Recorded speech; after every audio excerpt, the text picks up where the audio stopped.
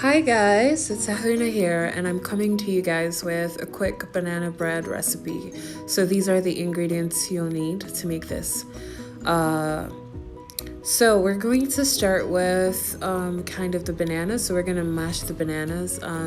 Notice how carefully I'm doing this. I'm just trying to get as much banana as possible because long tours potier. So just peel the bananas. Here I'm using about 7 bananas. Usually I would use 3 or 4 small bananas or 2 medium-sized bananas, but I'm making double the amount of banana bread that I usually make, so we're going with 7 or 8 small bananas. I think I went with 7 here. So something I really want you guys to be able to look at is the bananas that I'm using. If you notice, they are really brown. They have a lot of dark spots on them. So I'm using these bananas because really ripe bananas give you the most sweetness for your banana bread. So that's what I'm doing right now. So after this, we're going to go to mashing the bananas. I usually use a fork. They have this kitchen utensil you can use to mash bananas. It's like a thing. It just makes it easier, but a fork also works if that's all you have.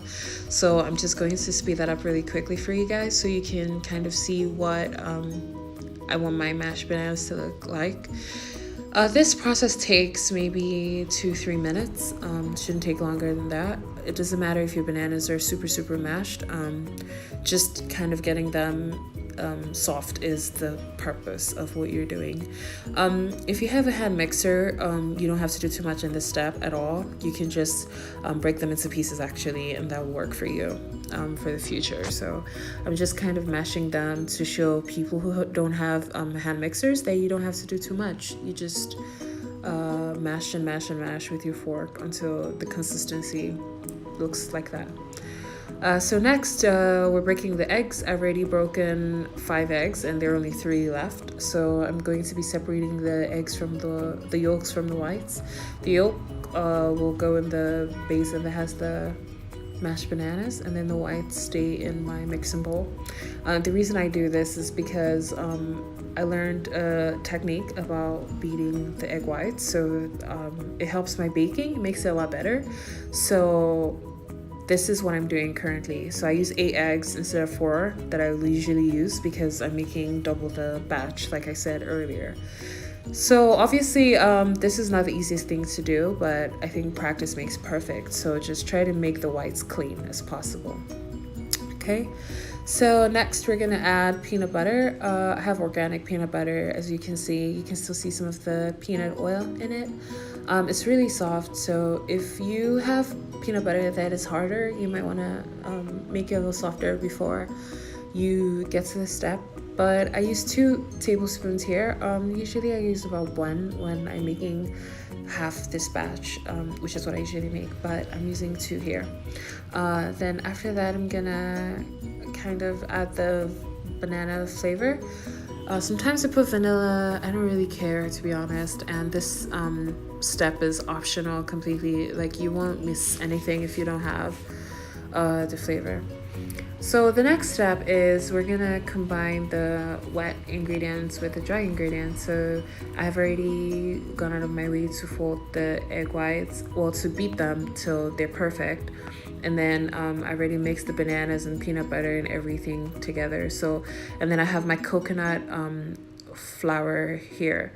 So this is double the amount I usually use. I'm just pouring it into the mixture with the egg whites and the bananas, and I'm trying to combine it as smoothly as I can. I try to be really thorough with this step just because I don't want any serious lumps in there. And coconut flour is super absorbent, so you have to be really careful. Usually I stop right here. Actually, I don't put more coconut flour than I already have in the green bowl, but I like mine a little grainier, so I went ahead and put more in there. But this step is fine just the way it is. As you can see, it's looking really grainy, like there's not a lot of water, and that's fine for now. The reason for this is because when you fold in the egg whites, which I put to be my last step, it kind of thins out that batter and makes it bake perfectly.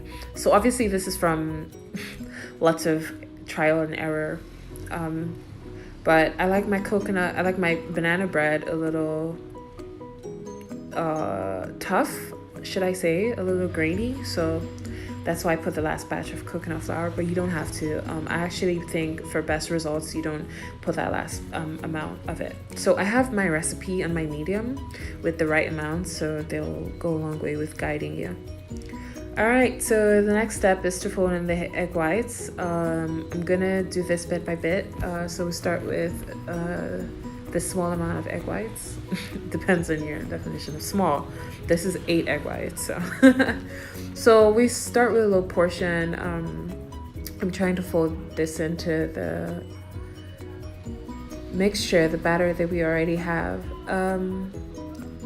This step is really easy. I know usually professionally they fold it way more carefully than I am right now, but I don't mind. I really like working with coconut flour because it gives me some room for mistakes, which is weird because everything I've seen so far says exactly the opposite. But I like working with coconut flour. If I'm making bread or a cake, it's firm. I love it. It's, you know, it stands.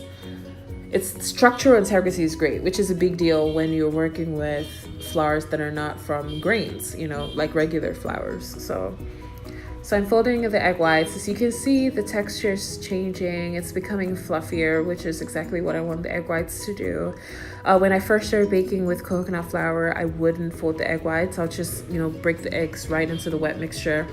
But I learned to fold because it gives it that airy feel that baked goods usually have, like cakes and banana breads and stuff like that. So I noticed that when I incorporate the eggs this way, I have better results. So I'm just putting in all the egg whites that I have left, and then I'm going to fold it in. And then when I'm done folding it in, until I don't see any streaks of white, then I prepare my baking dish and I put my batter in it. So I don't have a regular loaf pan. I usually use a baking dish, and a hack that you can use is you can use foil and then grease the foil and then put the batter in your dish that way. So I'm just mixing it in to make sure that it's properly incorporated. I'm showing you guys this part by hand because I don't think a mixer is necessary here. I'm a lazy person, so if I can do this, then you definitely can.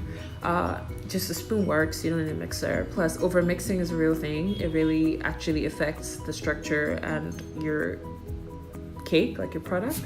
So using my hand works just as well, and I'm able to feel, you know, the actual texture of what I'm doing, and control, you know, just how much I want to get in it. So pop this in the oven 20 minutes and you're pretty much done.